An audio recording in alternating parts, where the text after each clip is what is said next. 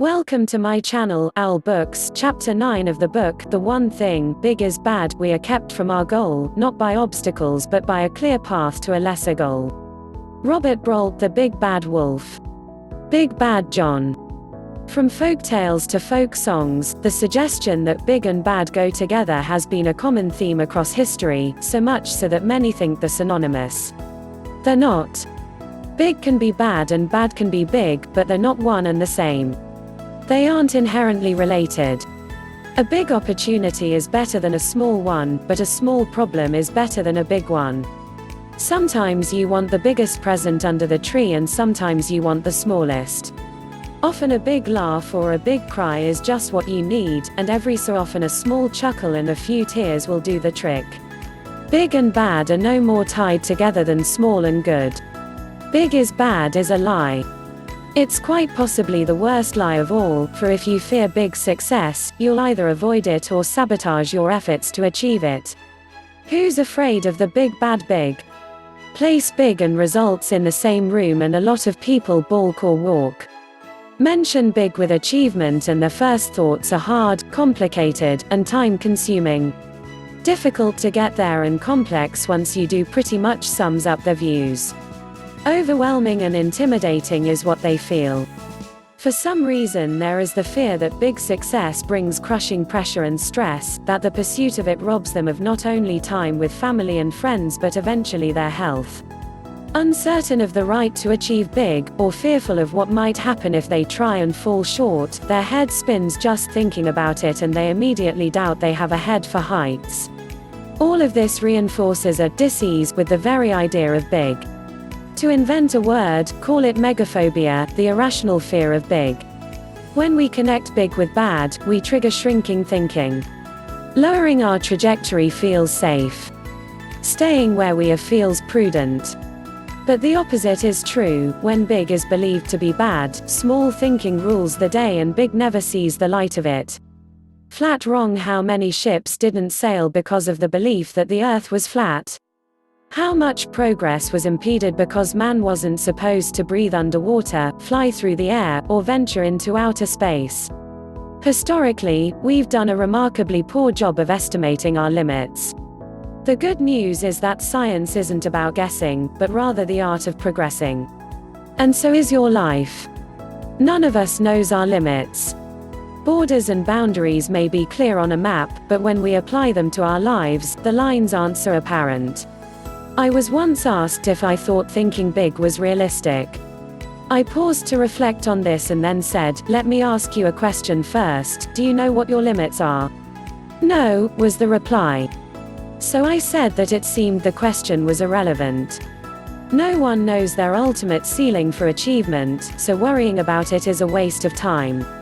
What if someone told you that you could never achieve above a certain level? That you were required to pick an upper limit which you could never exceed? What would you pick? A low one or a high one? I think we know the answer. Put in this situation, we would all do the same thing, go big. Why? Because you wouldn't want to limit yourself. When you allow yourself to accept that big is about who you can become, you look at it differently. In this context, big is a placeholder for what you might call a leap of possibility. It's the office intern visualizing the boardroom or a penniless immigrant imagining a business revolution. It's about bold ideas that might threaten your comfort zones but simultaneously reflect your greatest opportunities. Believing in big frees you to ask different questions, follow different paths, and try new things. This opens the doors to possibilities that until now only lived inside you. Sabaya Bhatia arrived in America with only $250 in his pocket, but he wasn't alone. Sabaya came with big plans and the belief that he could grow a business faster than any business in history. And he did. He created Hotmail. Microsoft, a witness to Hotmail's meteoric rise, eventually bought it for $400 million.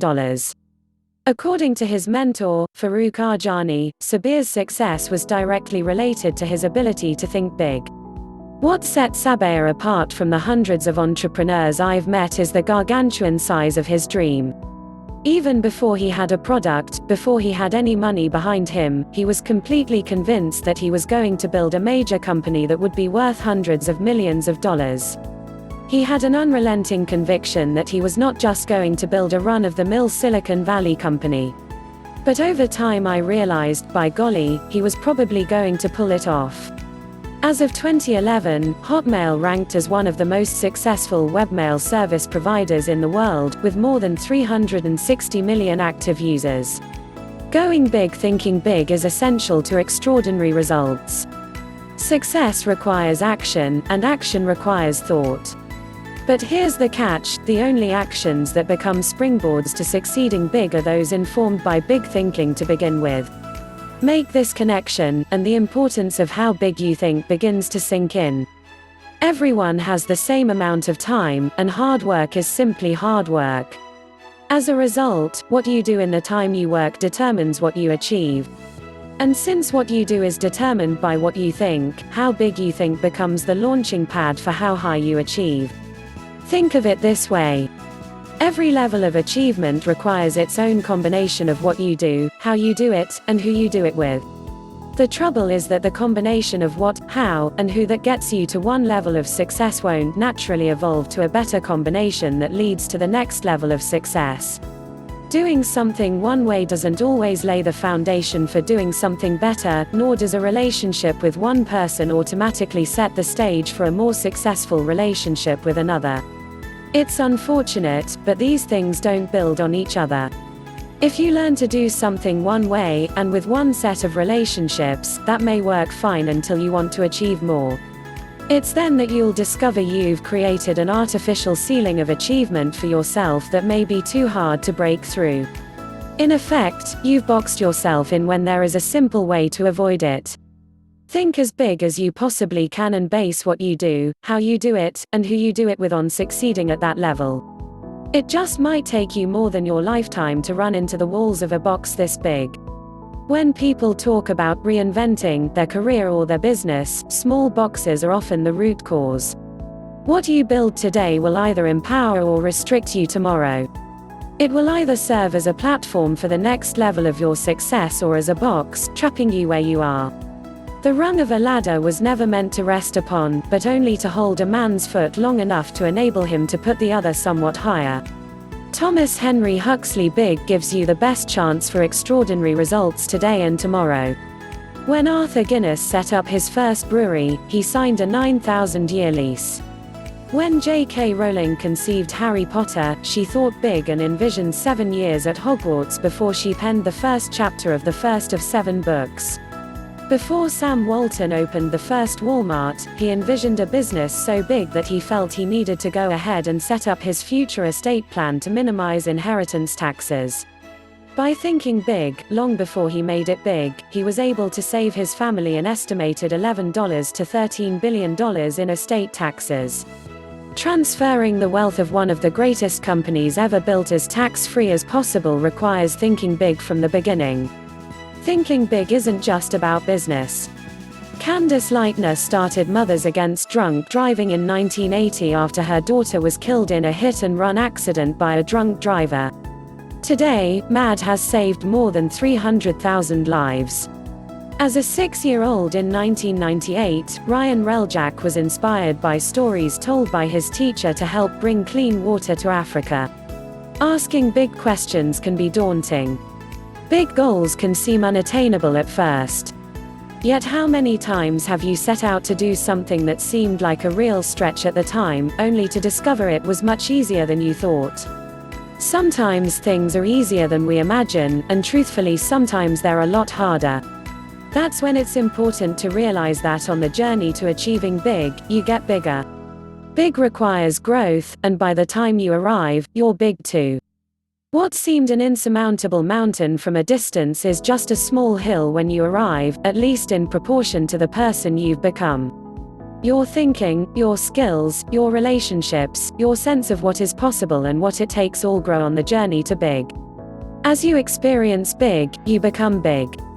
The big deal for more than 4 decades, Stanford psychologist Carol Estweck has studied the science of how our self-conceptions influence our actions.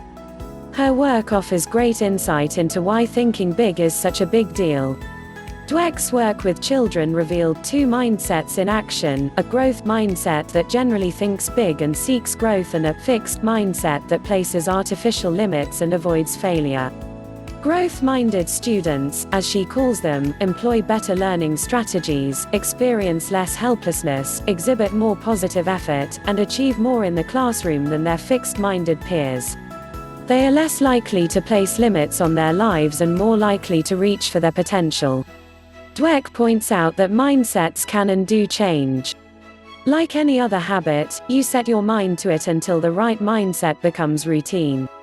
When Scott Forstall started recruiting talent to his newly formed team, he warned that the top-secret project would provide ample opportunities to make mistakes and struggle, but eventually we may do something that we'll remember the rest of our lives.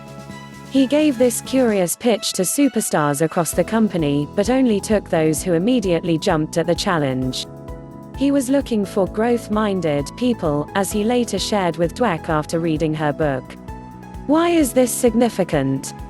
While you've probably never even heard of Forstall, you've certainly heard of what his team created.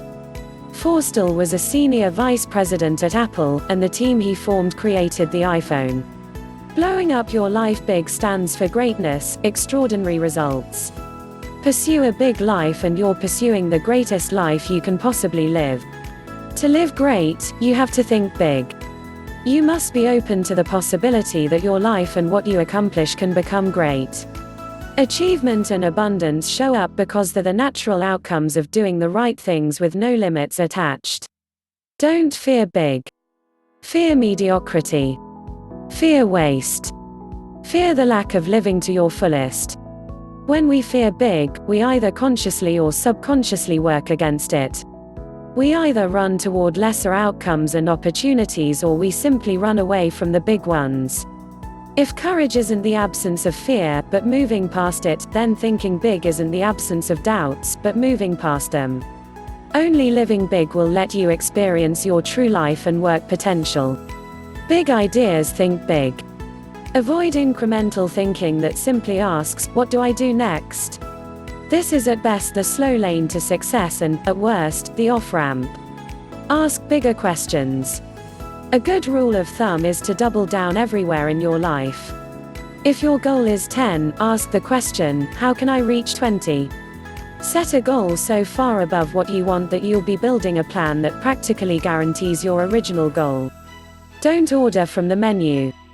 Apple's celebrated 1997 Think Different ad campaign featured icons like Ali, Dylan, Einstein, Hitchcock, Picasso, Gandhi, and others who saw things differently and who went on to transform the world we know. The point was that they didn't choose from the available options, they imagined outcomes that no one else had. They ignored the menu and ordered their own creations. As the ad reminds us, people who are crazy enough to think they can change the world are the only ones who do. Act bold. Big thoughts go nowhere without bold action. Once you've asked a big question, pause to imagine what life looks like with the answer. If you still can't imagine it, go study people who have already achieved it. What are the models, systems, habits, and relationships of other people who have found the answer? As much as we'd like to believe we're all different, what consistently works for others will almost always work for us. Don't fear failure. It's as much a part of your journey to extraordinary results as success.